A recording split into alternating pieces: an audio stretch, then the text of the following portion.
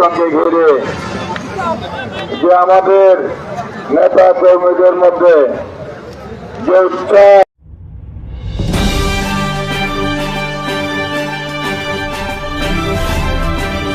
আজকের এই ডিপ ডাইভে আমাদের হাতে সোর্স একটাই, চট্টগ্রাম ৯ আসনের একটা নির্বাচনী সমাবেশের খবর।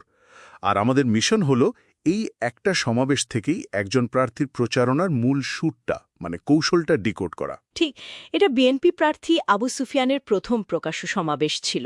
আর রাজনীতির মাঠে তো প্রথম ইমপ্রেশনটাই অনেক কিছু বলে দেয়। একদম। এখান থেকেই আসলে বোঝা যাবে তিনি ভোটারদের ঠিক কোন সুরে ডাকতে চাইছেন। আর সুরটা বেশ চড়া, তাই না? প্রতিবেদনটা পড়েই আমার প্রথম যে কথাটা মাথায় এলো তা হলো গণতন্ত্র পুনরুদ্ধারের শেষ সুযোগ। এটা তো শুধু একটা আসনে নির্বাচন নয়, এটাকে একটা জাতীয় আন্দোলনের মতো করে ফ্রেম করা হচ্ছে। একদম। এখানে একটা ব্যাপার খেয়াল করার মতো, কি সেটা? হারানো অধিকার ফিরিয়ে আনার যুদ্ধ, এই ধরনের শব্দ যখন ব্যবহার করা হয় তখন ভোটারদের সাথে একটা আবেগী সংযোগ তৈরির চেষ্টা করা হয়। আচ্ছা, এটা তখন আর স্থানীয় কোনো ইস্যু থাকে না, হয়ে যায় একটা আদর্শের লড়াই। ঠিক। গণতন্ত্রের এই বড় ফ্রেমটা তো তৈরি হলো, কিন্তু আমার কাছে সবচেয়ে কার্যকরী মনে হয়েছে যেভাবে এই বড় আদর্শটাকে মানুষের প্রতিদিনের জীবনের সাথে জুড়ে দেওয়া হয়েছে। হ্যাঁ, এই পয়েন্টটা খুব জরুরি। প্রতিবেদনে দেখলাম দ্রব্যমূল্যের ঊর্ধ্বগতি, বেকারত্ব, ব্যাংক লুটপাটের মতো বিষয়গুলো সরাসরি তুলে আনা হয়েছে। এখানেই কিন্তু কৌশলের আসল মজাটা। এটাকে আমরা বলতে পারি আদর্শ ও বাস্তবতার এক ধরনের ককটেল। বা ককটেল। একদিকে গণতন্ত্র পুনরুদ্ধারের মতো বড় আদর্শিক কথা বলা হচ্ছে, আবার অন্যদিকে চাল ডালের দামের মতো কঠিন বাস্তবতাকে ব্যবহার করে সেই আদর্শকে মানুষের রান্নাঘরে পৌঁছে দেওয়া হচ্ছে। এটা খুবই কার্যকরী একটা কৌশল। আদর্শ বাস্তবতার ককটেল, এই অ্যাঙ্গেলটা তো দারুণ।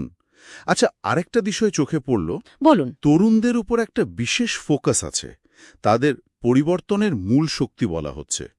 কিন্তু তরুণদের উপর এই বিশেষ মনোযোগ কি নতুন কিছু? প্রশ্নটা ভালো। নাকি এটা সব দলেরই একটা গতানুগতিক কৌশল? হ্যাঁ, সব দলই তরুণদের কথা বলে, এটা ঠিক, কিন্তু এখানে বার্তাটা একটু ভিন্ন।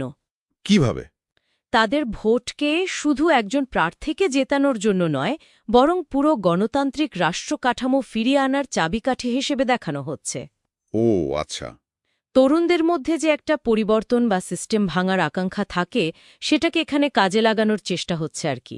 তাহলে পুরো ব্যাপারটা দাঁড়াচ্ছে একটা বড় আদর্শের দাগ, যেটাকে মানুষের পকেটের অবস্থার সাথে মিলিয়ে দেওয়া হয়েছে, আর পরিবর্তনের জন্য বাজি ধরা হয়েছে তরুণদের ওপর। হ্যাঁ, আর প্রতিবেদনের শেষে রাজনৈতিক বিশ্লেষকদের একটা পর্যবেক্ষণের কথাও আছে। কি বলছেন তারা? তারা বলছেন, প্রথম সমাবেশেই এত মানুষের উপস্থিতি, এটা মাঠে দলটির শক্ত অবস্থানের একটা ইঙ্গিত দেয়। তবে এটাও তো ঠিক যে প্রথম সমাবেশের ভিড় দেখে সবসময় চূড়ান্ত ফলাফল বোঝা যায় না। অবশ্যই না। আসল পরীক্ষা হবে প্রচারণার দীর্ঘ পথে এই উদ্দীপনাটা ধরে রাখায়। যাই হোক, এই ডিপ ডাইভ শেষে একটা প্রশ্ন মাথায় ঘুরছে। এই প্রতিবেদন তো শুধু একজন প্রার্থীর কথা বলল। এখন ভাবার বিষয় হলো, এর জবাবে অন্য প্রার্থীরা কি বলবেন? এটা একটা গুরুত্বপূর্ণ প্রশ্ন। তারা কি এই গণতন্ত্র আর অর্থনীতির তর্কেই নামবেন, নাকি চট্টগ্রাম ৯ আসনের জন্য একেবারে নতুন কোনো আলোচনার মাঠ তৈরি করবেন?